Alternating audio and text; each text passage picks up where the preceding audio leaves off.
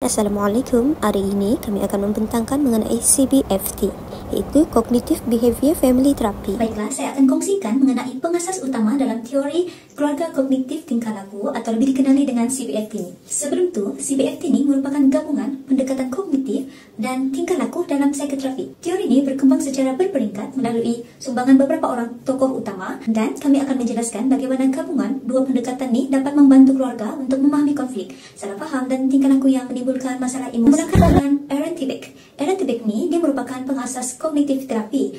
Beck ni dia percaya bahawa masalah emosi bukan disebabkan oleh situasi yang berlaku je, tapi lebih kepada macam mana kita menafsir situasi itu. Pemikiran spontan yang muncul secara automatik ni dipanggil sebagai automatic thoughts, dan kepercayaan asas kita tentang diri kita dan diri orang lain tu pula kita panggil sebagai core beliefs. Dua benda ni jadi asas utamalah dalam teori ni. Aaron T. Beck ni beliau dapati bahawa pemikiran negatif selalu menimbulkan konflik dalam hubungan sesuatu kekeluargaan. Sebabnya kita menafsir tingkah laku orang lain tu dengan cara yang salah, dengan cara yang negatif. Jadi dari teori ni, Beck ni dia usaha untuk membantu kita untuk kita kenal pasti pemikiran negatif tu, untuk kita ubah persepsi kita supaya kita dapat kurangkan konflik dalam keluarga.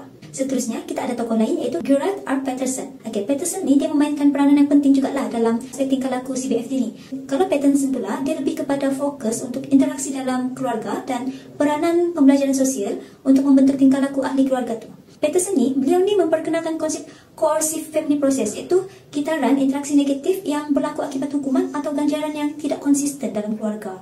Jadi, daripada gabungan teori tingkah laku Patterson dan teori Aaron T. Beck ni lah yang menjadikan CBFT ni lebih sistematik dalam membantu keluarga untuk urus konflik dengan lebih berkesan. Kemudian kita ada tokoh lain juga, iaitu John Gottman dan juga Neil Jacobson. Diorang dua ni pun terlibatlah dalam memberi sumbangan untuk teori CBFT ni. Bagi Gottman pula, beliau lebih kepada mengkaji pola komunikasi dalam keluarga dan bagaimana komunikasi negatif tu boleh merosakkan hubungan dalam sesebuah keluarga. Tapi kalau Jacobson pula, dia perkenalkan mengenai konsep penerimaan dalam hubungan, di mana tidak semua perbezaan dalam sesebuah keluarga tu perlu diubah. Kadang-kadang kita ni pun perlu untuk menerima lah perbezaan yang berlaku dalam keluarga kita. Kita perlu ada rasa empati dan memahami satu sama lain lah. Jadi daripada gabungan pemikiran tokoh-tokoh hebat inilah yang membentuk CBFT untuk berkembang, melibatkan aspek penting iaitu kognitif dan tingkah laku, dan juga bagi perhatian kepada komunikasi dan penerimaan dalam keluarga. Secara ringkasnya, CBFT ni bukan je kita ubah tingkah laku dalam keluarga, tapi kita baiki jugalah kesejahteraan emosi dan komunikasi antara ahli keluarga tu.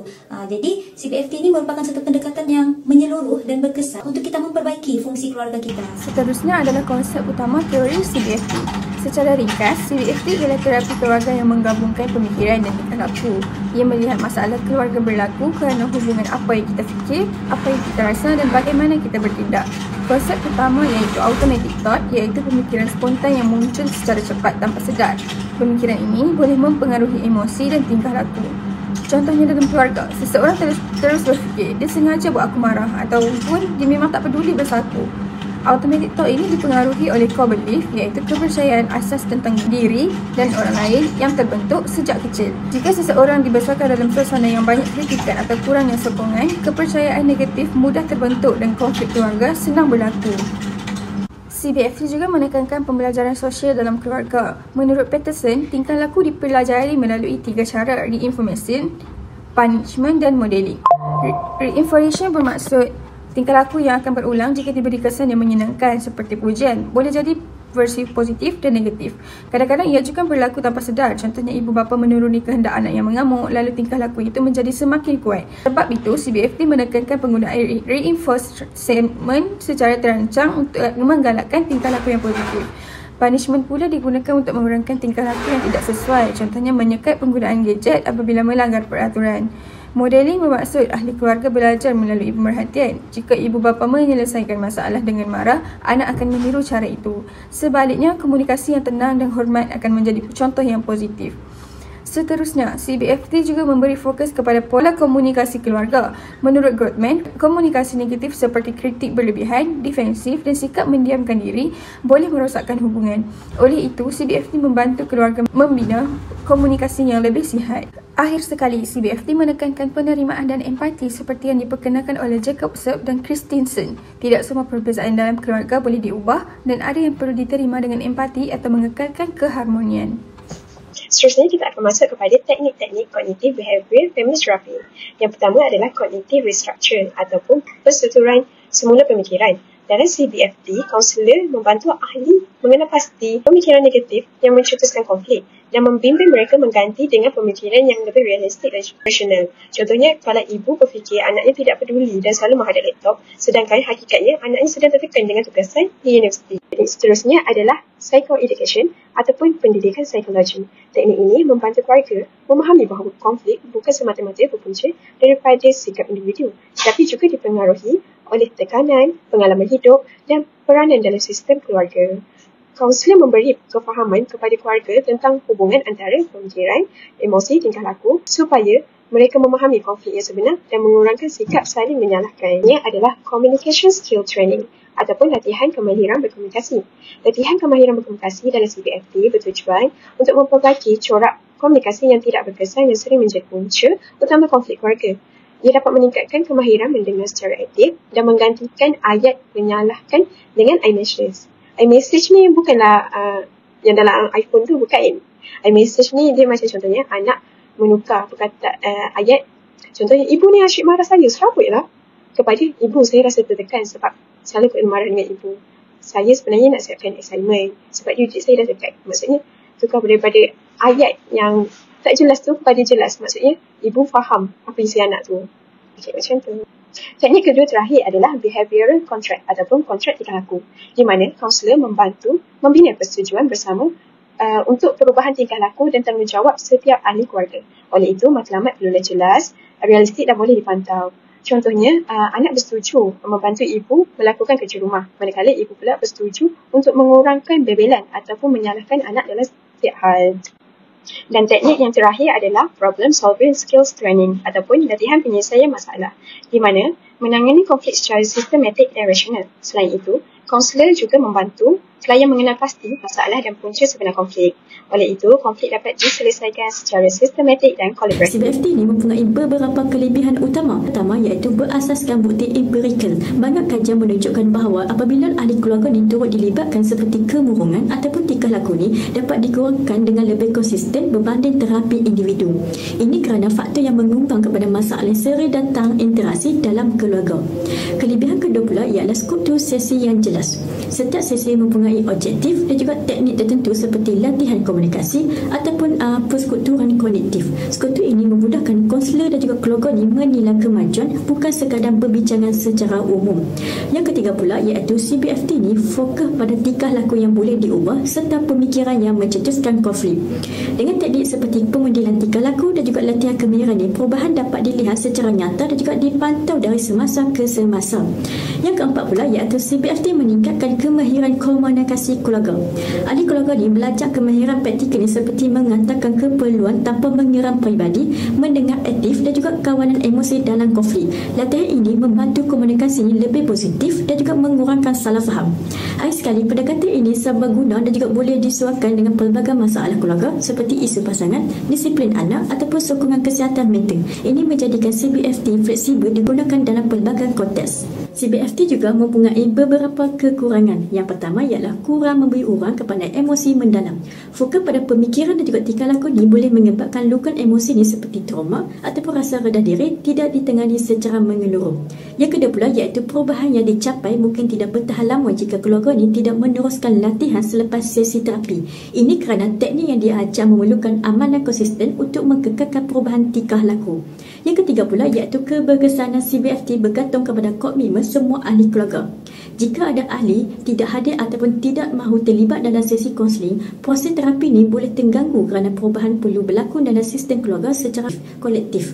Yang keempat pula iaitu bentuk terapi agak teknikal dan bersekutu. Sesetengah keluarga ni mungkin rasa yang tidak neutral kerana ia menyebabkan mereka ni kurang selesa ataupun kurang komitmen. Akhir sekali, CBFT ni kurang sesuai untuk trauma yang kompleks seperti penderaan kerana trauma ni memerlukan penolakan emosi sebelum teknik tingkah laku boleh diaplikasi dengan berkesan. Jadi CBFT ni perlu bergabung dengan pendekatan lain dalam situasi tertentu. Hai, saya Atika. Saya merupakan anak tunggal. Kini saya belajar di universiti. Saya tinggal bersama ibu saya. Dan ini pula Saya, Puan Rafika, iaitu ibu kepada Atika. Dan ini kisah kami. Awak ni, dari tadi ibu dah buat kerja sendiri. Awak tak nampak ke ibu buat kerja sendiri ni? Memang tak nak bantu ibu? Ibu, Ika bukan tak nak bantu. Ika tengah buat assignment. Assignment banyak kena settle. Tu lah, individu lah. So banyak sangat kena fikir. Kena fikir pasal rumah je. Assignment terus di rumah. Bukannya uni awak. Ibuku adalah seorang wanita yang suka mengebel.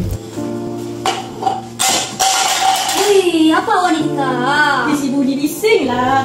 Masalahnya benda ni pun boleh jatuh. Sekejap kan jatuh. Dah lah, awak tak bantu pun ibu di rumah ni. Ibu cakap dah lah. Aku tak ada rumah ni, Pak. Ibu dah sibuk mekak je. Dah lah, pergi sana. Biar ibu semua ni. Dan semua yang aku lakukan selalu salah di mata ibu. Hei, awak ni dah tengah hari tau dah. Masih tidur lagi. Tak boleh ke bangun awal pagi sikit? Hei, ibu ni. Hari ni kan cuti. Ibu dah nak bagi Tika rasa hari ni. Semalam dah Tika buat assignment sampai 2-3 pagi. Ibu dah ibu yang memekik je. Awak ni awak fikir punya assignment. Awak tak fikir ke ibu kena banyak bawa kerja lagi? Nak bayar yuran awak lagi. Ni nak awak cuti-cuti ni tak boleh ke bantu ibu sikit pun? Kerana aku fikir ibu memang tak boleh nak tengok aku santai walaupun sekejap. Hei awak Nika. Apa ni? Dah tadi ibu tengok asyik telefon je. Ketawa-ketawa tak bantu ibu pun. Ibu, Tika baru je bukan telefon. Tak boleh ke bantu ibu kejap? Mariam, bantu ibu kalau aku. Kadang setiap kali dia marah macam ni, saya fikir lebih baik tiada ibu di sisi. Semuanya kelihatan salah di mata ibu. Selepas suami dah meninggal ni, kenapa hubungan dengan anak lebih teruk ya? Tak apalah. Mungkin lebih baik saya menjauh. Best ada ibu, aman je hidup aku. Tapi makin lama, hidup terasa sunyi pula. Suara yang dulunya aku benci, kini ku tercari-cari. Kalau ada ibu kan best, mesti semuanya mudah. Ibu tolong kemas, ibu tolong masak. Ternyata tanpa ibu, hidup terasa sunyi. Tapi kalau bersama asyik gaduh je. Tak apalah, baik kau ibu, cari penyelesaian. Ibu, jom jumpa kaunselor, kita selesaikan masalah. Ni lah kisah kami. Banyak kan masalah, asyik gaduh je. Tapi anak saya dah call tadi, ajak pergi jumpa kaunselor. So lepas ni, kita sambung di sesi kaunseling. Assalamualaikum Cik dan Puan. Terima kasih sebab sudah datang ke sesi kaunseling hari ini. Boleh Cik perkenalkan diri? Salam. Saya Puan Nafika. Ibu kepada Nilah saya. Okey. Dan saya Atika. Oh, Cik Atika. Okey, macam mana Cik Atika boleh datang ke sini hari ini? Saya datang semasa lah. Sebabnya saya daripada U. Habib dia pun datang ke sini lah. Saya pula dari rumah tadi gerak ke sini. Oh, kiranya Cik berdua datang berasingan lah dan bertemu dekat sini. Okey, faham. Macam mana hari Cik hari ni? Okey ke semua? Boleh lah. Sebelum tu saya nak tahulah macam mana Cik dan Puan boleh tahu sesi kaunseling ni? Yang saya tahu pasal sesi kaunseling daripada kawan saya lah. Sebab kawan saya langsung datang ke kaunseling ni untuk selesaikan masalah ibu saya dengan saya lah. Oh, maksudnya Cik dan Puan pernah join sesi kaunseling ke sebelum? Tak lah. Oh, tak pernah. Okey, sebabkan Cik dan Puan tak pernah join sesi kaunseling sebelum ni, saya nak bagi sedikit lah pencerahan berkenaan dengan sesi kaunseling kita pada hari ni. Jadi, tujuan sesi kaunseling ni diadakan adalah untuk membincangkan dan untuk Puan dan Cik berkongsi lah apa yang Cik rasa dan kita mencari jalan penyelesaian bersama. Maksudnya saya bukan bagi jalan penyelesaian kepada Cik dan Puan, tapi kita sama-sama berbincang dan cari jalan penyelesaian yang paling baik lah. Okey. Dan sesi kaunseling ni akan dijalankan sejam ke sejam setengah. Dan sesi kaunseling ni mempunyai atas perasaan 580 di mana perasaan apa yang diceritakan oleh Puan dan Cik dalam sesi ni akan dijaga kecuali kalau melibatkan keselamatan ataupun melibatkan nyawa. Baru kita boleh bagi tahu kepada pihak atasan.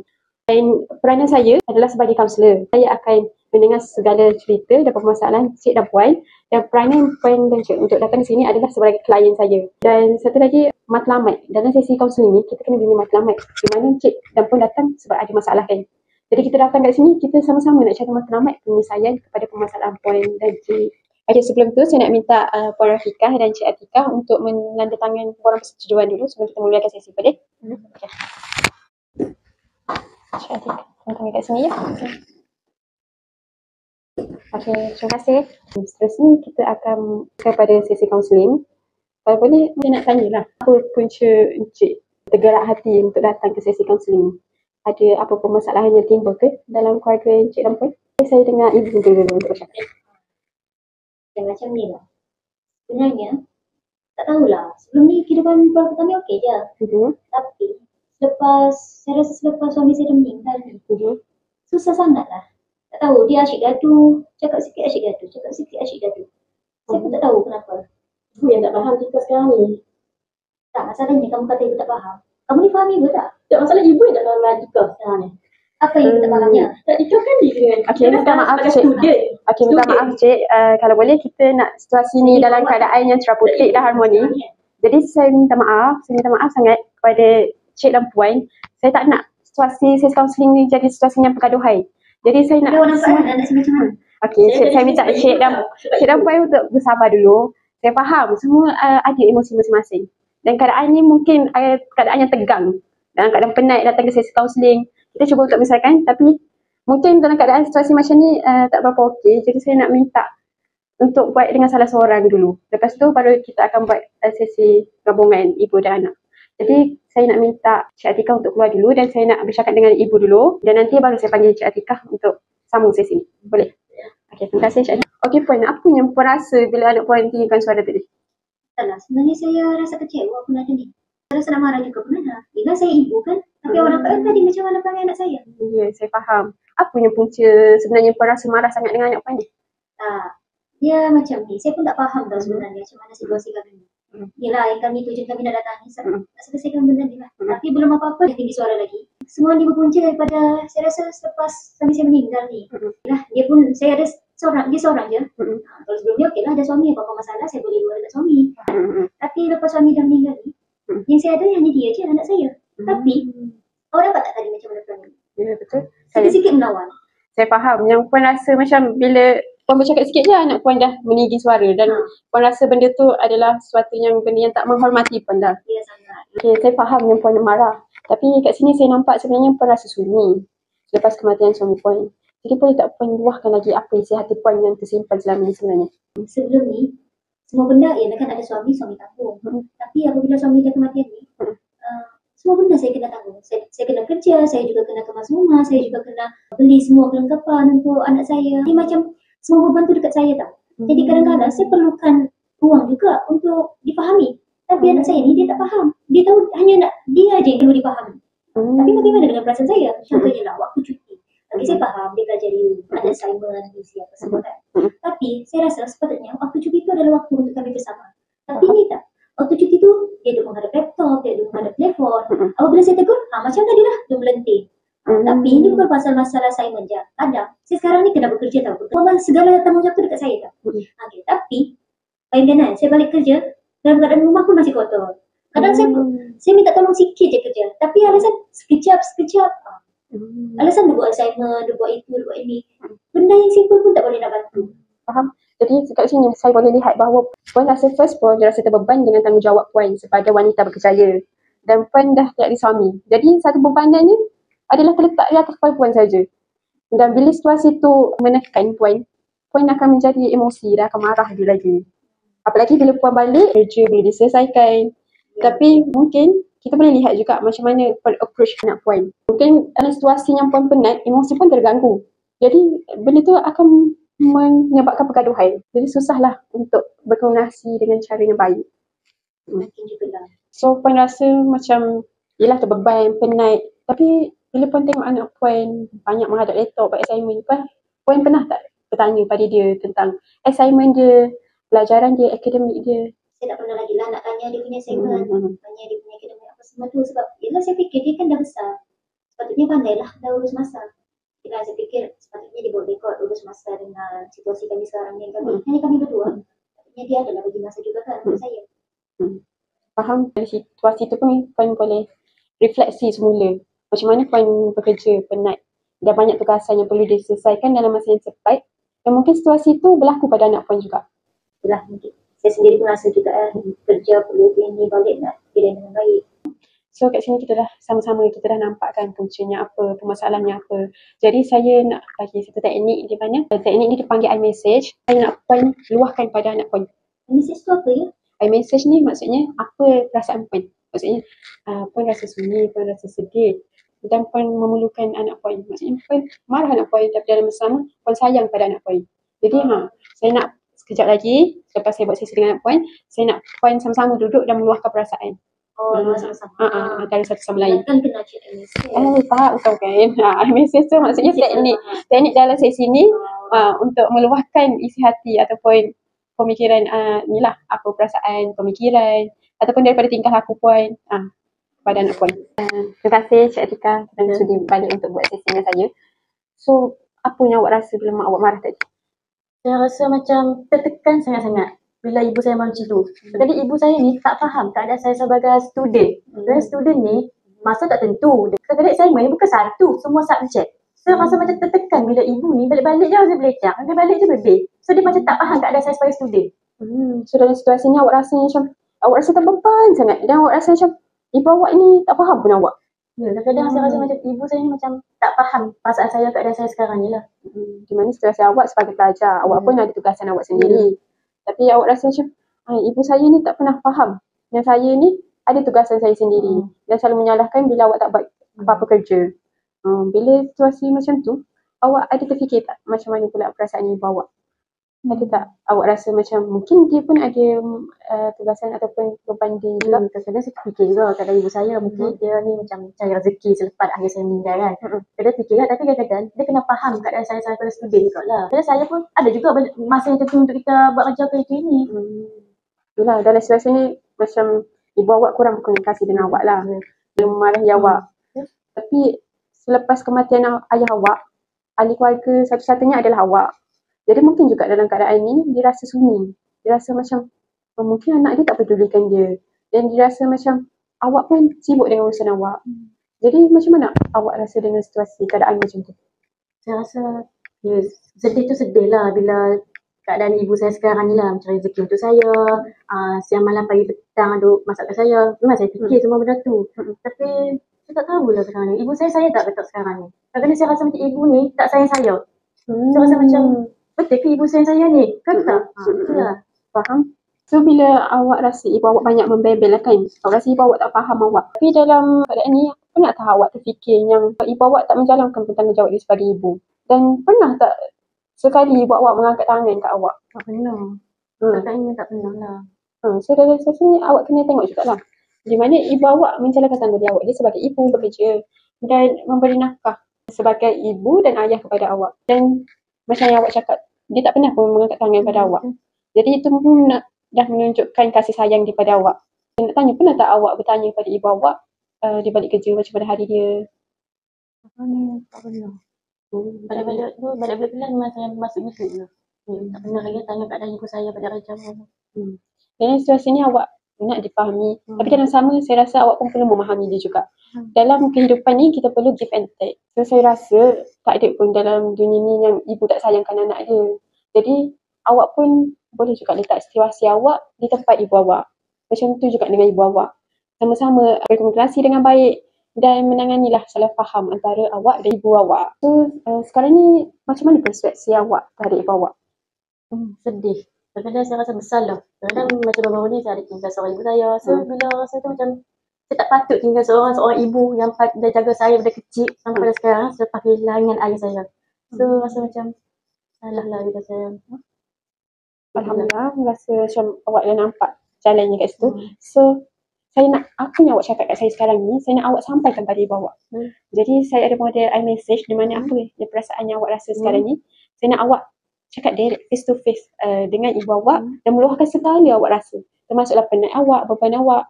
Dan saya nak awak juga merasai apa yang ibu awak rasa selama ni. Okey, selepas ni saya minta ibu awak masuk dan kita berbincang secara bertiga. Boleh? Okey, terima kasih kepada Puan Rafiqah dan Cik Atika untuk sama-sama berbincang tadi dan dapat kawal emosi masing-masing.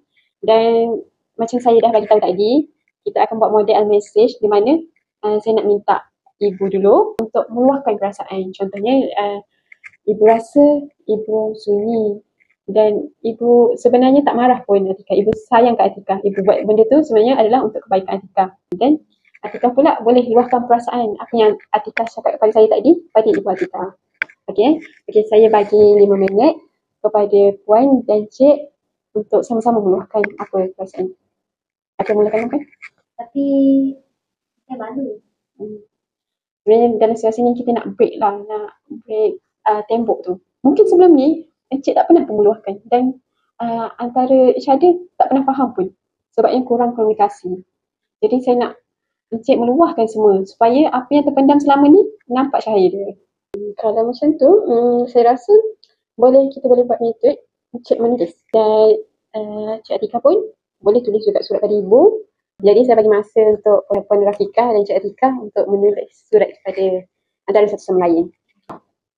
Tika, sebenarnya ibu sayang dengan Tika. Cuma mungkin cara ibu tu salah. Yalah, mungkin selama ni ibu kurang faham Tika. Tika pun sekarang kan usia dah beranjak dewasa. Tapi dengan situasi kita sekarang ni yang kehilangan ayah, ibu kehilangan suami, kita kehilangan ayah, kita kehilangan sosok penting dalam diri kita. Situasi itu sebenarnya memberi tekanan yang besar untuk ibu.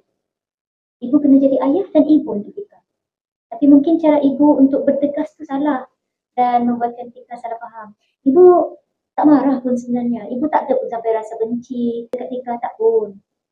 Cuma mungkin silap ibu juga selama ni. Ibu silap untuk berkomunikasi dengan awak dengan cara memarahi. Tapi itulah, sebab dengan macam tu je kita ada komunikasi. Kalau tak, masing-masing busy dengan hidup masing-masing. Minta maaf lah selama ni ibu.